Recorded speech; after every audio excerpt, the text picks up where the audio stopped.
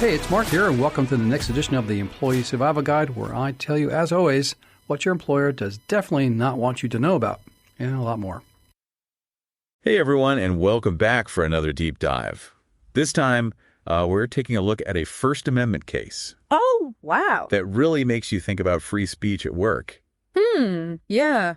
We'll be looking at court documents in this case. Mm-hmm. And, well, the ending's pretty surprising. I bet. A jury actually awarded our main character $325,000. Wow. That's a lot of money. Yeah, it is. So let me introduce you to Ursula Milde. Okay. She was running this place called a parsonage cottage for senior residents. Gotcha. So a senior living place. Yeah, exactly. And this was in Greenwich, Connecticut. Okay. And she had this boss named Benjamin Little. Okay. He was the CEO of the housing authority. So he was above her. Yeah, he was her supervisor. Yeah. And they had a pretty big disagreement about the seniors and if they should have a recreation director. Oh, interesting. So like activities and stuff. Right. Like, should they hire someone to come in and do activities with the seniors or not? Sounds like something they should have. You'd think so, but it turned into this huge thing. Yeah. Milde really thought that a recreation director was super important. Good for her sticking to what she believes in. Yeah. And she even went so far as to post a job notice for the position. Wait, she posted it before getting approval. Yeah, she did. Bold move. Yeah. I guess she was trying to be proactive, but Little wasn't too happy about it. I bet not. Yeah. He was all about following procedure and staying within the budget. Well, yeah, he is the CEO. He has to think about the budget. Exactly. And at the end of the day, he was the one in charge. Yeah, so he decided no recreation director. Yep, he shut it down. Wow, so you've got Milde, who's passionate about this issue, and then you've got Little, who's focused on the rules and his authority. It was a recipe for disaster. You can say that again. And it gets worse. Their disagreements are all documented. Wait, really? Yeah, they were sending memos back and forth. Oh, that's not good. Nope. It was a total mess. So what did they say in the memos? Well, Little was basically saying, you know, I'm the boss. You need to listen to me. Makes sense. And Milde was pushing back, saying that she knows what's best for the residents.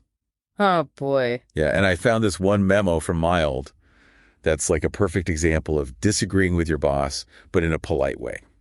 Oh, I want to hear this. Okay, so she writes, "Let me assure you that I have proceeded with this not because I want to usurp your authority, but because I know you are very busy and it is my responsibility to do what needs to be done and what is best for the residents at PCSR and the total operation." Wow, she really went for it. Yeah, she wasn't backing down at all. She definitely stood her ground. Yeah, and it all kind of came to a head at this big board meeting. Oh, this is where it gets juicy. Yep, the Housing Authority board meeting on May 22nd, 2000. Oh. Milde went to the meeting thinking it was part of her job. Oh. But the board members didn't see it that way at all. What did they think she was doing there? They thought she was stepping out of line, trying to overstep her bounds. Yeah, I can see why they'd think that. And then, to make matters worse, the local newspapers got wind of the story. Oh. Yeah, they even quoted Milde saying some pretty controversial things. Like what? She said, "If you don't provide recreation services, that's a form of abuse." Ooh, that's putting them on blast. Yeah, she was publicly calling out her own employer. Not a good look. No, it wasn't. Little was furious. Yeah, I bet he was. He took disciplinary action against Milde. I bet. Yeah, he said she was insubordinate and deceptive. So basically saying she wasn't following the rules. Right, and he was really upset about her talking to the press. Can't say I blame him. But Milde didn't back down. What does she do? She refused to apologize, and she filed a complaint with the EEOC. What's the EEOC? It stands for the Equal Employment Opportunity Commission. So they handle like discrimination and stuff? Yeah, exactly. What kind of discrimination did she claim? She said she was being discriminated against because of her age and gender. Wow, this is getting complicated. Yeah, and it doesn't stop there. The conflict between Milde and Little just kept getting worse. You're kidding. Nope. They were fighting over everything. Access to contracts, notification procedures. It was a total breakdown of their working relationship. It sounds like a nightmare. It was.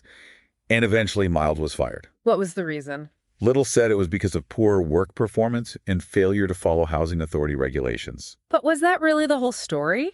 Well, that's what we're here to figure out. Was Milde fired because she wasn't doing her job properly, or was it something else? I'm intrigued. And here's where things get really interesting. The court actually sided with Milde on one key point. What was that? They rejected the housing authority's argument that Milde's concerns were merely internal personnel matters. Really? Yeah, they said that recreation services for seniors is a legitimate public concern. So they're saying it's not just some internal squabble. Exactly. Wow, this just took a major turn. It did. This little detail blew the case wide open, and that's where we'll pick up next time. Because now Milde can actually argue that her First Amendment right to free speech was violated.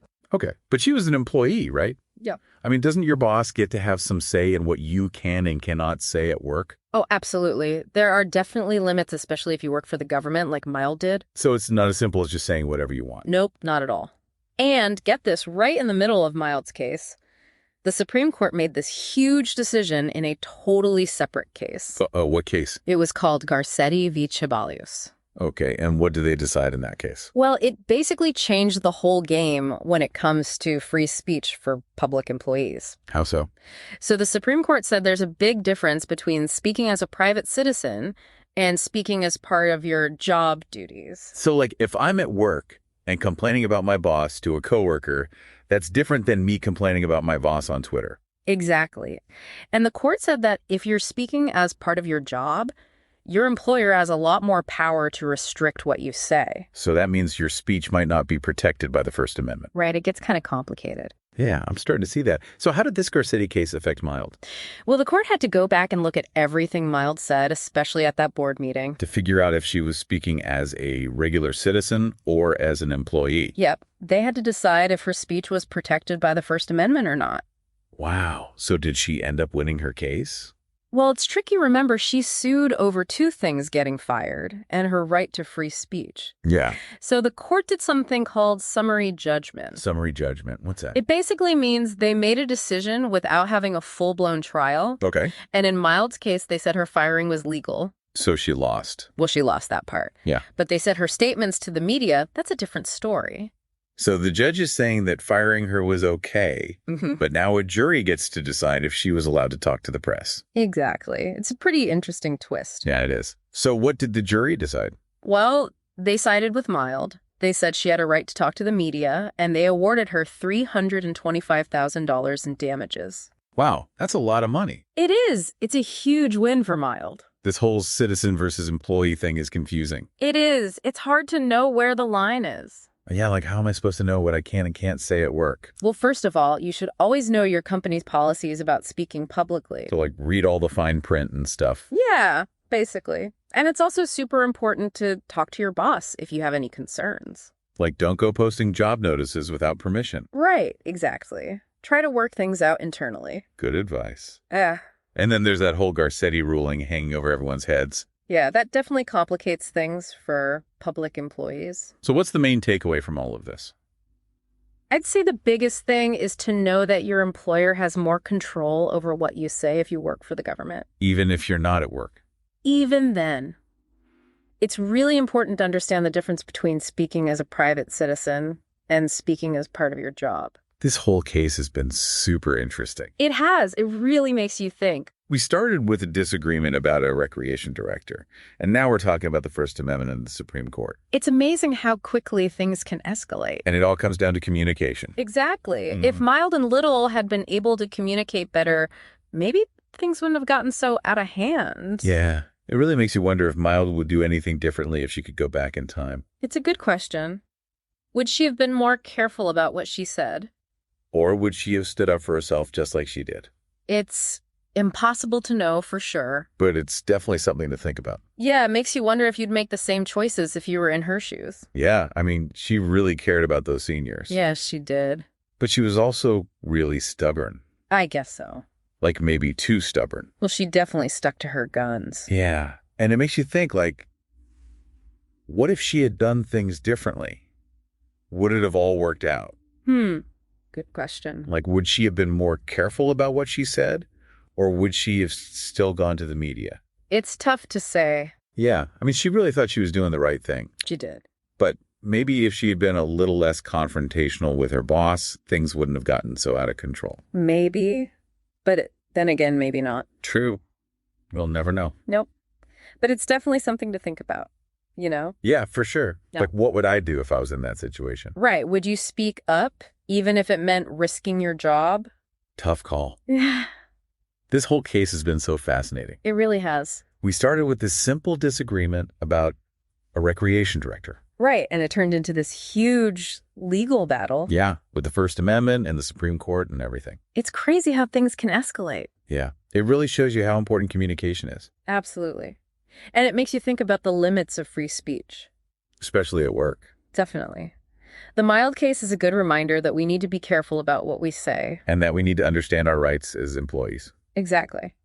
Well, I think we've covered just about everything on this case. Yeah, I think so. It's been a wild ride. It has, that's for sure. I hope everyone listening learned something. Me too. And I hope it makes you think about your own workplace and how you would handle a situation like this. Yeah, it's important to be prepared.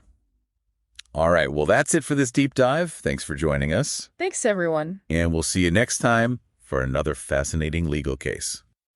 If you like the Employee Survival Guide, I'd really encourage you to leave a review. We try really hard to produce information to you that's informative, that's timely, that you can actually use and solve problems on your own and at your employment. So if you'd like to leave a review anywhere you listen to our podcast, please do so. And leave 5 stars, because anything less than 5 is really not as good, right? I'll keep it up. I'll keep the standards up. I'll keep the information flowing at you. If you'd like to send me an email and ask me a question, I'll actually review it and post it on there. You can send it to mcarey@capclaw.com. That's capclaw.com.